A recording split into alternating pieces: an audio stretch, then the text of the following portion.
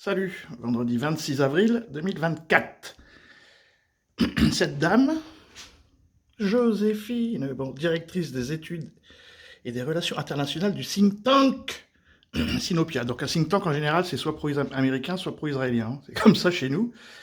Et il se réveille, hein, il commence à avoir les fils qui se connectent. Et donc voilà ce qui se passe quand le noachisme ne fonctionne pas. C'est-à-dire que les campus américains, apparemment, ils sont pas noachistes. Eux, ils sont wokistes. Et le wokisme et le noachisme, ça ne fonctionne pas ensemble, on verra ça demain. Et donc, elle explique la réalité, c'est-à-dire que c'est pratiquement l'annonce de la mort de la Shoah, vous voyez, la Shoah est morte.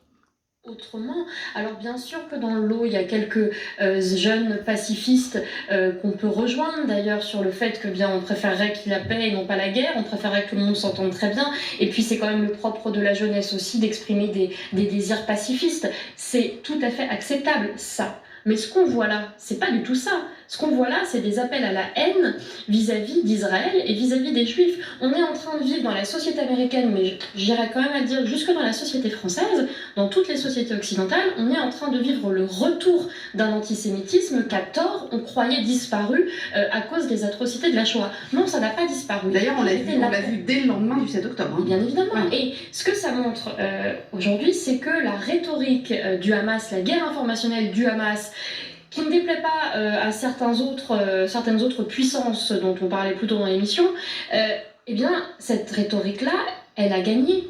Israël a perdu la guerre informationnelle le jour même des attentats du 7 octobre. Pourquoi ? Eh bien parce que bien avant cela, de toute façon, on a des réseaux...